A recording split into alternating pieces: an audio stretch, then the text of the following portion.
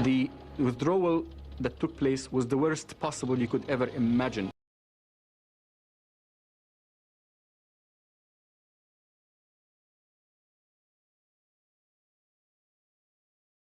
If you brought a military commander and asked him to put the worst possible withdrawal plan, nothing could have been worse than this. During the retreat across the Sinai, the Egyptians suffered thousands of casualties and lost hundreds of tanks. The damage was... Hey Dave, can you explain this real quick? Because I'm getting reports of mass yarmulke twisting and whatnot. Nobody died and nobody got hurt in what's called the 6-Day War. That's a fact. All the other wars I've talked about, proven fact.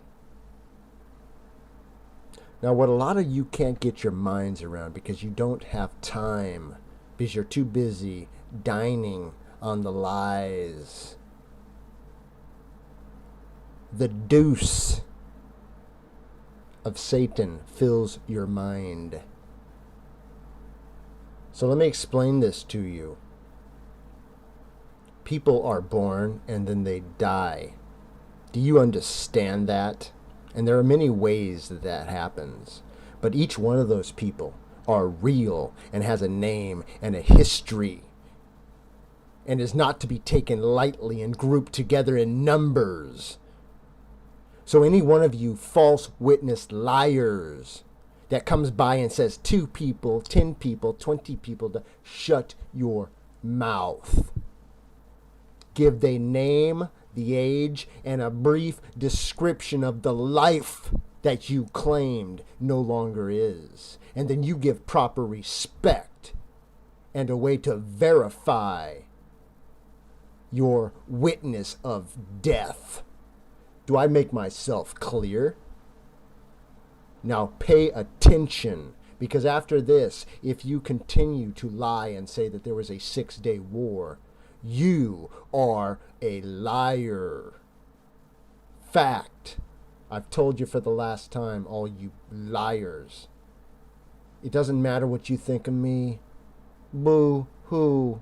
Doesn't matter what you think of me either. That's right, Tompo. It just doesn't matter. You know why, you liars? Because I'm telling you the truth. And you can't handle the truth. Is this where I do my Tom Cruise part? Any imagination. We never thought that we could do this kind of damage. These blackened, twisted lumps of metal were once a mighty Egyptian division.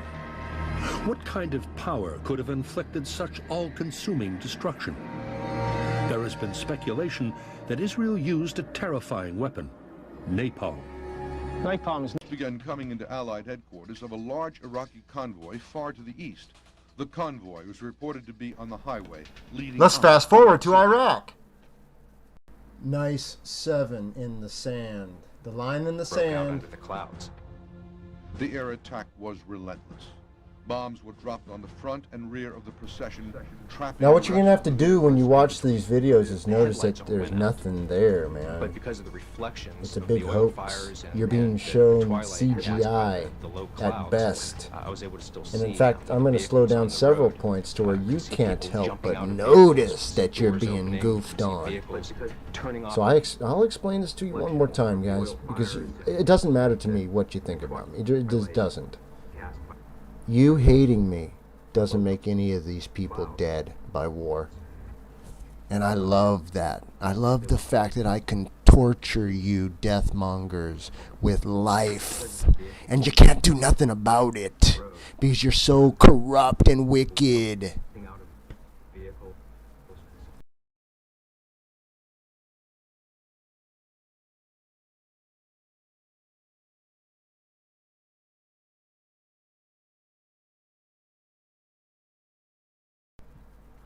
Notice, as always, the tires are missing, just like with Chris Dorner and everything else. These are just scrap vehicles, and you people are calling this the highway of death.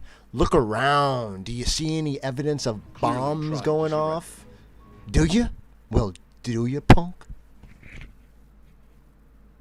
This was an armed retreat, and when we were bombing... Now let's listen to a liar. Constant fire. All types of would mean that Yellow Shavit's squadron could strike the Egyptians at will. He can confirm that napalm bombs were used, and to devastating. Okay, you can see that's not a column of tanks, right? You can see that, right? Right? It's nothing. These videos down so you can see for yourself that there's nothing going on. You can tell that you're seeing CGI. And you got liars like this, Mr. 96. Kind of a bomb.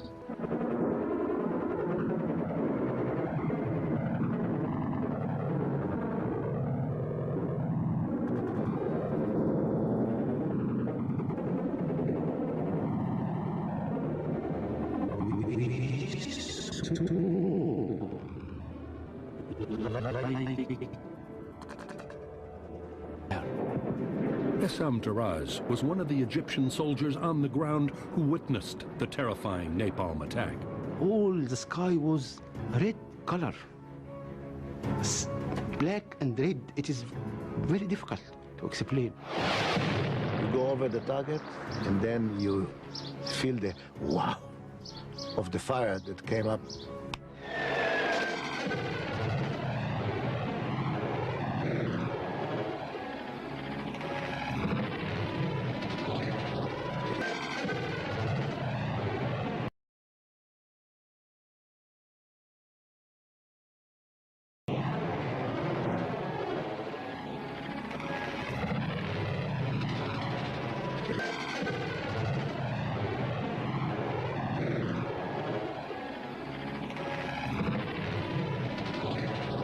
It's frightening even to think about it now, because the tank was caught in fire, and the black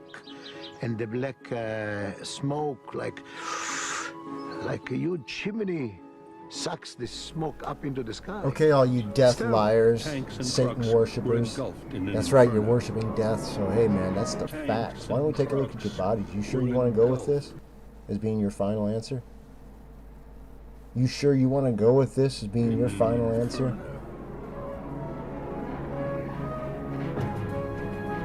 How do you get up? How do you do that? You get up and you just witness to This is death film of the horrific aftermath of because the you just napalm airstrike. saw something It at has some never been point and you screened didn't actually before. look to make sure you knew what you were talking about.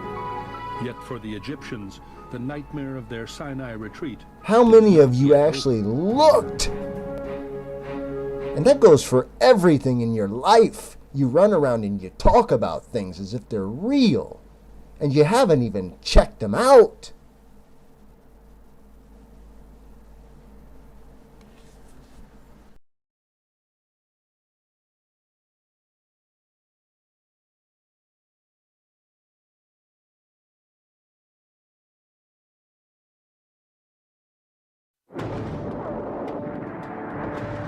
Wednesday, June 7th, 1967.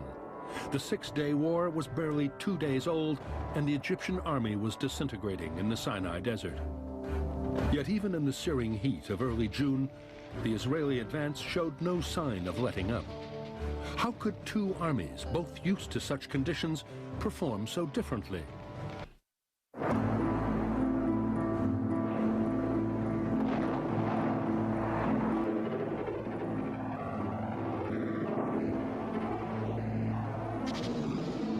On the morning of Monday, June 5th, 1967, Israel fired the first shots in what would be the Six-Day War.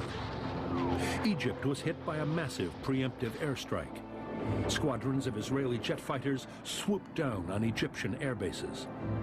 Each one in the formation knew exactly where to aim and where the bombs should hit. And luckily enough, this 5th of June, there was no wind whatsoever. So wherever you aimed, the bombs went this way. We had to pull the airplane up in order to gain altitude around 8 to 9,000 feet. And then we dived over the target and released the bombs. The first target for Sever's Mirage fighter jet was Bir Tamata Airfield in the Sinai. Per aircraft per 24 hours.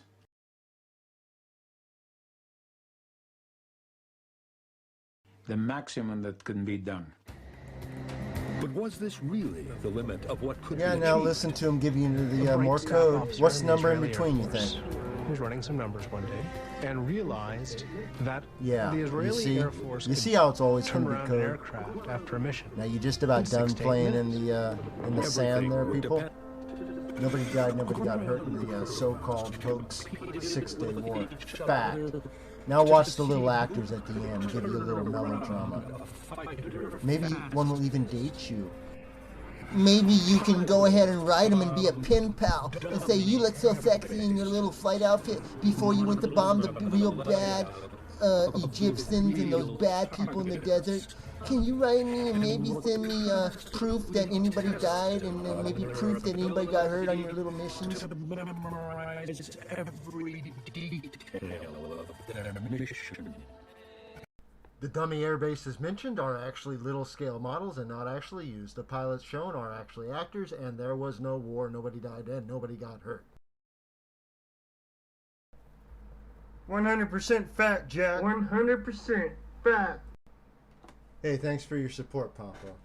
This one's really got him on the run. The head to concentrate in one target, and they knew it by heart. You wake them up in the middle of the night. You blow the smoke up their ass, Mr. Seven. Nobody bomb, nobody get hurt. The potato sack is crying. Progressed at a different pace.